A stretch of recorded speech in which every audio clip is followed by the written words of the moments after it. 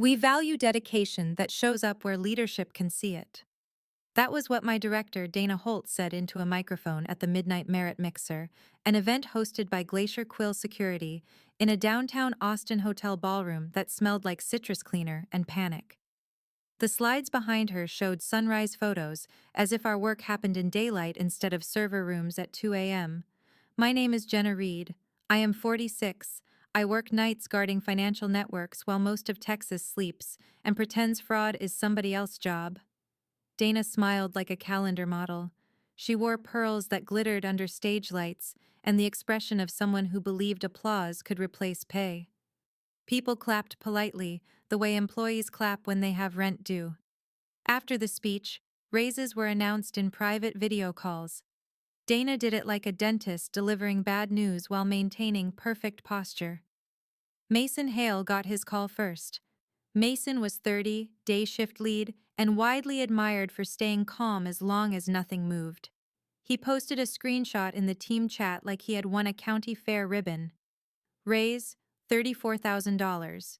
New title, Security Operations Lead. Caption, they finally see the impact. I read it twice. My impact apparently was invisible because it happened at 2 a.m. and did not generate glossy slides. Dana called me next. Perfect lighting. Pearls, smile. Jenna, she said, you have been a stabilizing force. We appreciate your dedication. I waited for the part where appreciation became arithmetic. Our budget is focused on visible contributions during core hours, she continued. But we did not forget you. We value dedication that shows up where leadership can see it. My raise was $6,200. $6,200. After years of patching what nobody wanted to acknowledge, after catching a multi-client credential wave last winter, after training new hires who thought a firewall was an actual wall, I said, understood. Because my daughter Lily had just received a notice about tuition fees, and my brain was doing the kind of math that turns anger into patience. That night my shift started at 10 p.m. 2 monitors, 1 battered keyboard, a mug that said, World's Best Incident Responder, which was funny because I was not sure the company knew I existed unless something was on fire. Glacier Quill monitored a regional bank called Prairie Ridge Trust. Prairie Ridge customers had retirement accounts and a special talent for reusing passwords like family heirlooms. At 12:47 a.m., my dashboard flashed red. Login failures. Thousands. Then a pattern emerged, clean and ugly. Proxies, rotating user agents, a rhythm I recognized like a bad song stuck in my head, a credential stuffing crew, new disguise, old hands. I tagged the incident, pulled the logs, started blocking IP ranges, and tightened the throttles on public endpoints. I wrote notes as I worked, because notes are evidence, and evidence is leverage. Mason messaged from dayshift, seeing noise on Prairie Ridge. Anything real? Real? I typed. Coordinated credential stuffing. Pivot risk to admin reset portal. Monitoring. He replied with a thumbs up emoji, the corporate version of leaving a tip in pennies. At 2:58 a.m., the attackers changed tactics. They slowed customer logins and began probing the administrative reset console, the part of the system where password resets turn into account takeovers in one click. My fingers hovered over the escalation tree. Wake Dana. Wake the incident response team. Spend hours translating danger into polite language so leaders could feel involved. Then I glanced at the clock. 2:59 a.m. My shift ended at 3 a.m. I saved my notes. I exported the log bundle. I wrote the next steps with time-stamped clarity. At 3 a.m., I clicked clock out. At 3:01 a.m., my personal phone buzzed with a push alert. Glacier Quill had installed an optional tool called Echo Page, which mirrored urgent alerts to personal devices for engaged leaders. Optional in policy, mandatory in practice. The notification read, Prairie Ridge Admin Portal Anomaly Urgent. I stared at it and heard Dana again. We value dedication that shows up where leadership can see it. On the clock, I was an asset. Off the clock, I was a free service plan. I set the phone face down. I unplugged my headset. I walked to the kitchen and poured water like I was celebrating a small victory. At 3:22 a.m., my work chat erupted. Jenna, are you there? Need you now. Call immediately. I did not answer. I had already been told when my value existed, and I decided to obey with perfect precision. I woke later to a voicemail from Dana that sounded like a fire alarm wearing lipstick. Jenna, this is critical. Call me now. I did not return it. I had clocked out, and apparently that was the new religion. By mid-morning, a calendar invite landed in my inbox. Urgent alignment. Nothing says stability like a meeting named after a car accident. I joined because revenge is easier when you let people speak first. Dana appeared on camera, pearls glowing like tiny warning lights. Mason was there too, pale and jittery. A third square showed HR, a man named Craig Bowers, smiling like he had never met a crisis he could not sanitize. Dana began. Jenna, you were unreachable during a critical incident. I looked at her and spoke slowly, like a courtroom witness. I was reachable during my shift. After 3 a.m., I was off the clock. Dana blinked, and I watched her realize the bank was not the only thing under attack. Dana Holt tried to sound calm in the urgent alignment meeting, but calm is hard to maintain when your story has holes. Jenna, she said, Prairie Ridge Trust was hammered. We needed continuity. Continuity costs money, I said. You told me exactly when you value my dedication, while leadership can see it. Craig Bowers from HR leaned forward, hands clasped like a counselor. There seems to be confusion about expectations. There is no confusion, I replied. You value my work while I am on the clock. Off the clock is not work time. Mason tried to sound noble. So you just let it happen? No, I said. I worked the incident during my shift. I left detailed notes. Then I slept. That is what people do when they are not working. Dana tightened her smile. This is a salaried position. Then staff nights properly, I said. Pay on call. Stop pretending emergencies happen only between 9 and 5. Dana switched to the soft voice managers use when they want something they did not budget for. What do you want? 3 things: fairness, boundaries, consequences. I want paid on call if you expect off-hours response. I want my pay aligned with night workload, and I want the gap explained in writing. Mason made a small noise like he had dropped his pride on hardwood. Dana laughed once, short and sharp. Let us not make this personal. It is personal, I said. Rent is personal. Sleep is personal. The bank customers being targeted would like it to stay personal too. Dana ended the call with a promise to review options. Corporate translation. We will try to outlast your backbone. Within an hour, Craig pulled HR into an email thread titled Clarification of Responsibilities. The tone was polite. The content was a shield. They were not fixing coverage. They were creating paperwork to blame me later. So I built my own shield, not sabotage, receipts. I opened a folder on my personal drive and named it with my favorite phrase from Dana's speech: Visible Contributions. Inside, I placed 18 months of incident records with my name on every overnight save. I exported logs showing I blocked malicious ranges, closed tickets, and wrote emergency scripts while Mason asked questions from the safety of daylight. I saved chat messages where Mason wrote, "Can you take this?" and where Dana wrote, "Thank you for always being there." The Echo Page policy was the jewel. It said personal alerts were optional while training materials encouraged. Leaders should respond promptly to maintain client confidence. Optional was a costume. At noon, Prairie Ridge Trust sent a formal complaint.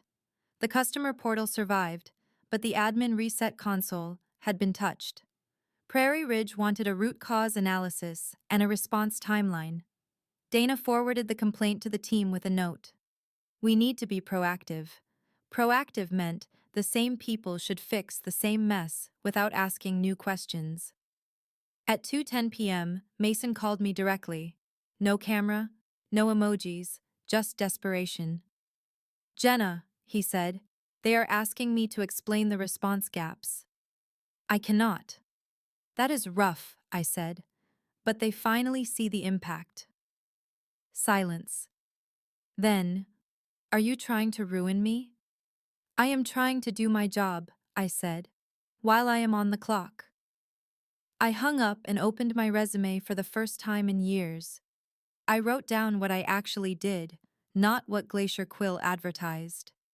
I listed threat containment, incident triage, log correlation, rapid mitigation, and client communication under pressure. I wrote the truth, because truth is a better asset than loyalty. 2 days later, Dana scheduled a career path discussion at 4 p.m., a time chosen to collide with my sleep schedule like a shopping cart in a narrow aisle. "We cannot deny your expertise," she began. "We want to invest in you." Invest was her favorite word for please stay cheap.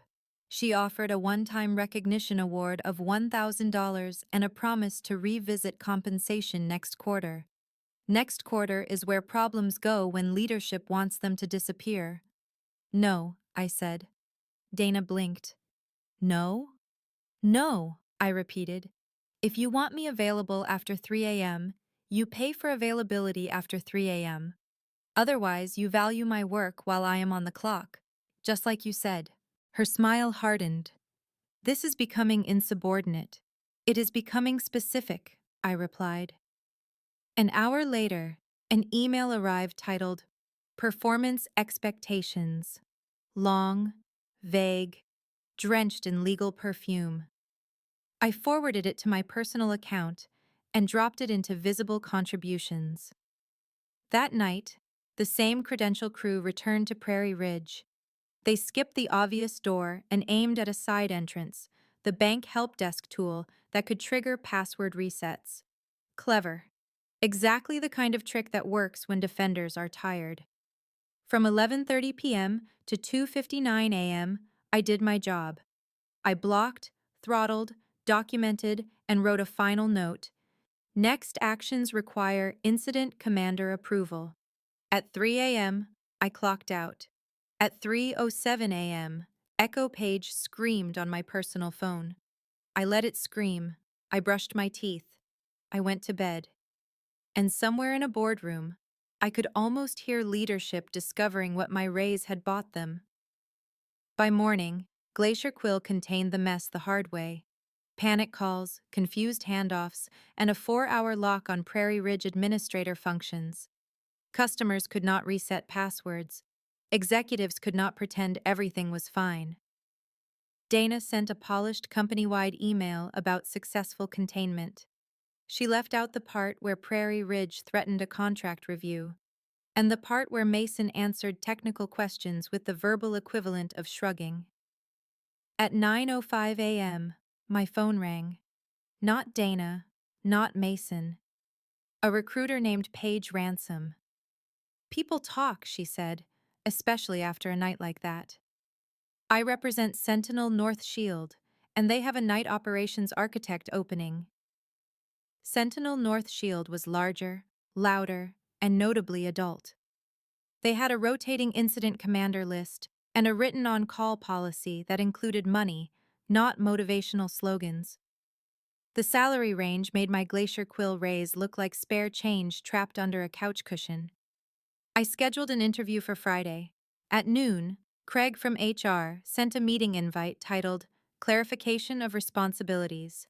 Again, the meeting description included the word alignment 3 times, which is how you know no one is aligned. Dana appeared on camera with Craig and Mason. Dana's smile was thinner than usual. "Jenna," Craig said, "there seems to be misunderstanding regarding after-hours expectations." "There is no misunderstanding," I replied. "Dana told me exactly when my dedication is valued." Dana forced a chuckle. "That was about compensation." It was also about expectations, I said. You made the boundary. I am respecting it.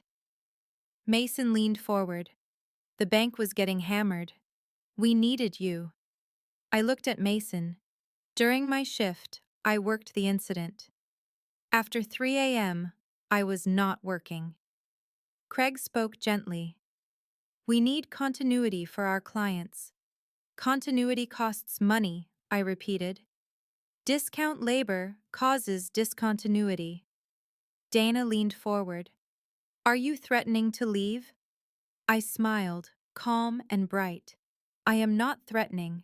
I am planning. After the call, I added my live typed transcript to visible contributions. Friday arrived with 2 meetings and 1 quiet decision. My Sentinel North Shield interview felt less like an interview and more like a sanity check. They asked how I handled incidents. I described reality. Attackers pivot, fatigue creates cracks, and night coverage breaks when it depends on one person and a guilt culture. The hiring manager, Lena Torres, nodded. We do not want heroes, she said. We want systems. That sentence alone was worth more than my raise. Later that day, Dana pulled me into a client call with Prairie Ridge Trust. Mason joined too, eyes wide, like a person hoping someone else would answer the hard questions.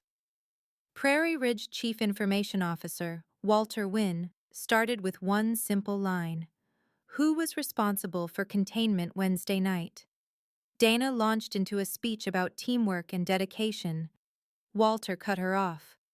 I want a name. Silence. Mason stared at his keyboard like it might offer mercy. Dana tried to smile her way out. It was a coordinated team response. Walter repeated, slower. I want a name. I kept my voice calm. During my scheduled shift, I implemented blocks, throttles, and temporary controls. At 3 a.m., my shift ended and I clocked out. After that point, Glacier Quill leadership managed response. Dana shot me a look sharp enough to shave with. Walter leaned closer. Do you have an incident commander on nights? Dana hesitated. That hesitation answered him better than any words. Walter nodded once. We will request an independent review. We need to see staffing plans, escalation policies, and on-call compensation structure. After the call, Dana messaged me privately. Why would you say it like that? Because that is how it happened, I replied. We needed a united front, she typed. You needed a plan, I typed back. At 5:40 p.m., Paige called with an offer from Sentinel North Shield. Title: Night Operations Architect. Salary: real. On-call policy: written. Boundary: respected. I accepted. Then I wrote my resignation to Glacier Quill. 2 paragraphs, no anger, just facts. Last shift date in a single sentence. Misalignment between responsibilities and compensation. Dana replied within minutes. We can discuss adjustments.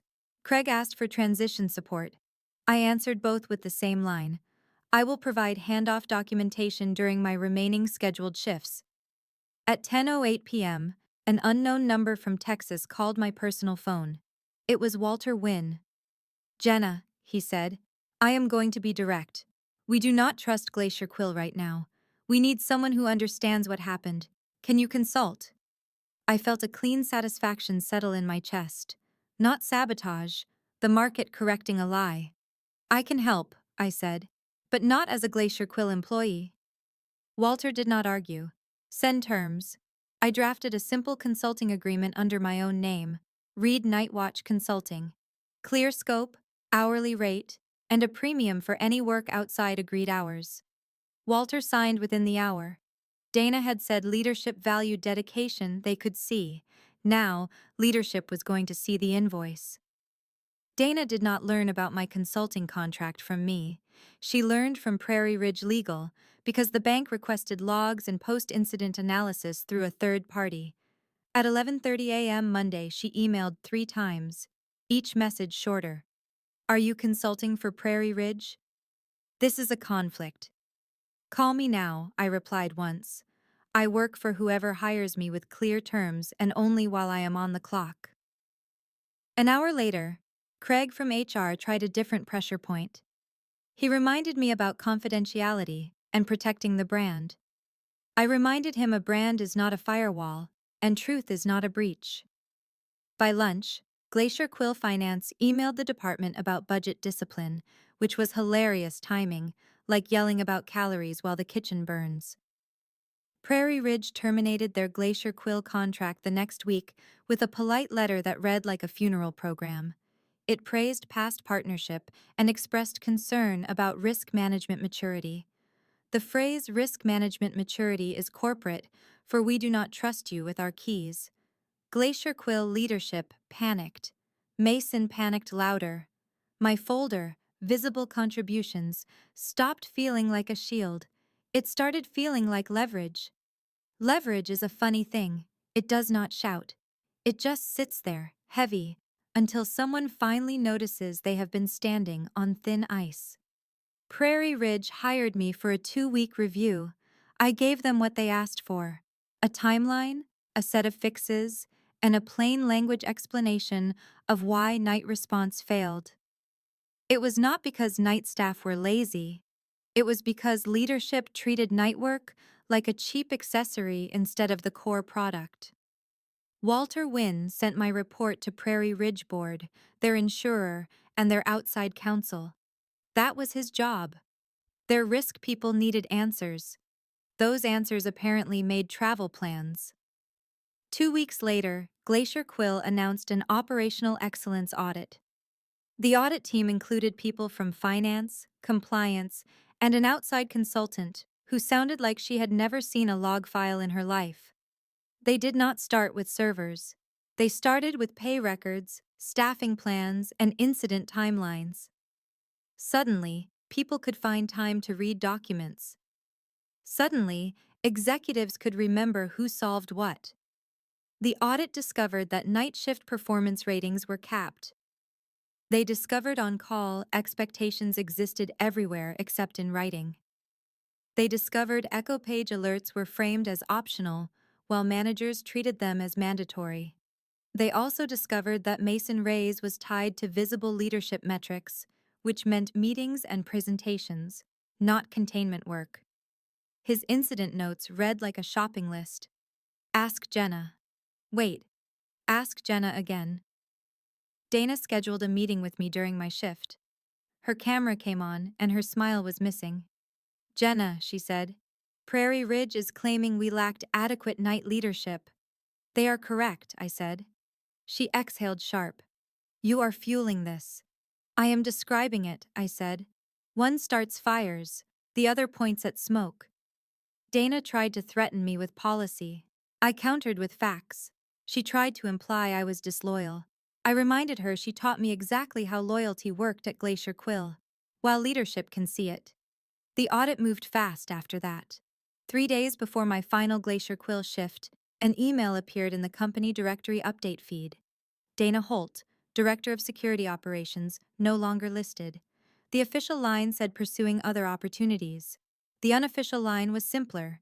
The audit did not like her math. Mason lasted longer because companies love keeping a lesson nearby. He was moved to a daylight support role and stripped of his title. He posted one last message in the team chat trying to sound upbeat.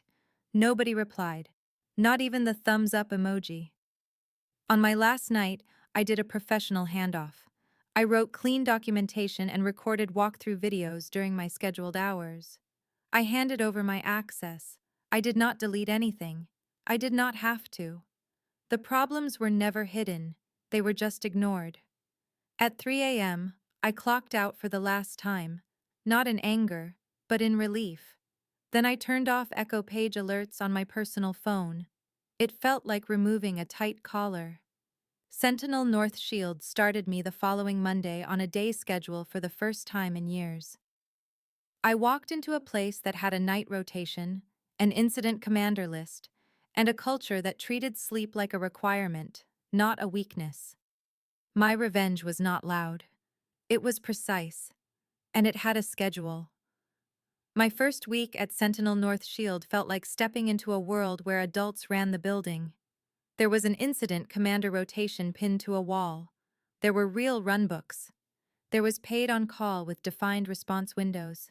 There was a manager who asked, "Are you rested enough?" As if exhaustion was a risk, not a badge. On Thursday evening, my daughter Lily texted me at midnight. "Are you awake?" I replied.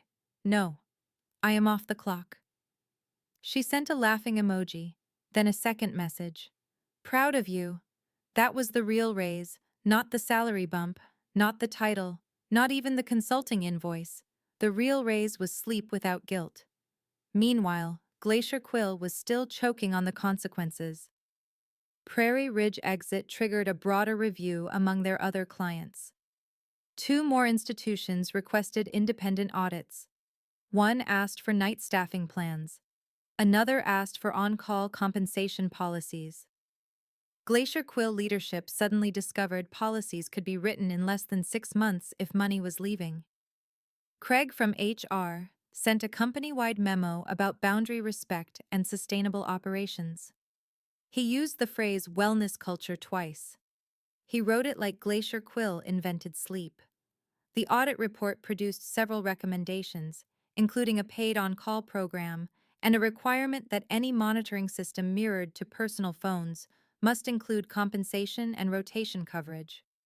The report also recommended recalibrating performance metrics to reward actual incident response, not meeting attendance. It was almost poetic. The company finally wrote down what I had been living in silence. Walter Wynn called me again, this time to thank me. "Your report helped our board understand what was happening," he said. "It also helped us negotiate better terms with a new vendor." That new vendor was Sentinel North Shield. They won the Prairie Ridge contract. Lena Torres, my new manager, called me into her office and smiled. "Congratulations," she said. "We are taking over Prairie Ridge. You will help design the night response model."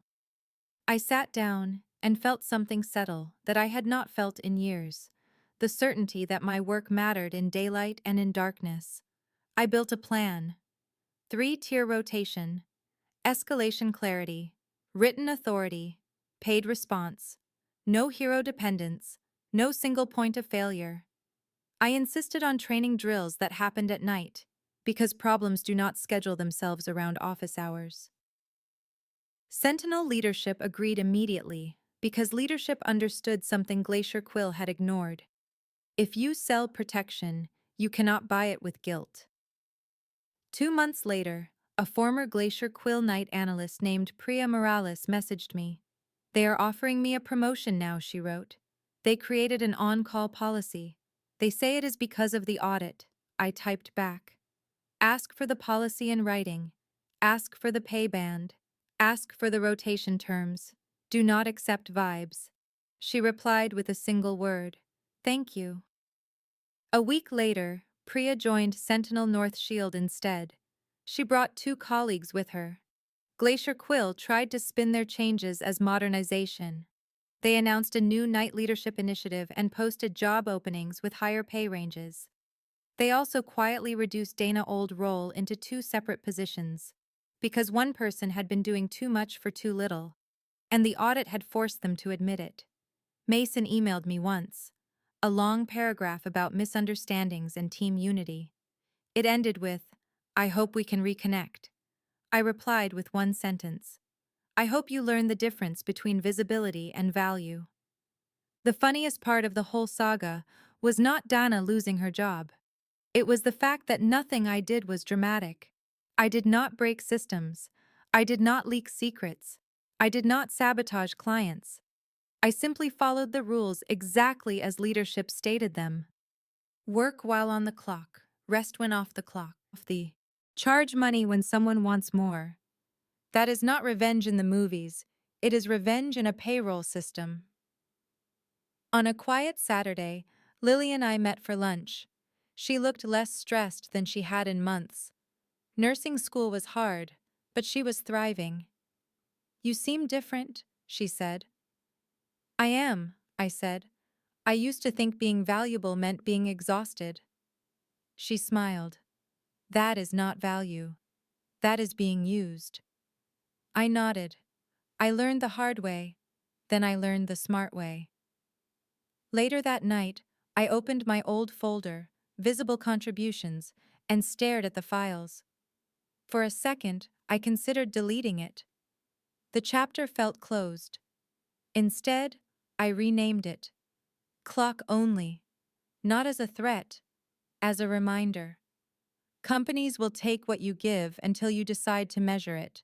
Boundaries are not attitude, they are accounting. Dana Holt taught me leadership valued dedication it could see. I taught myself to value my life even when no one was watching.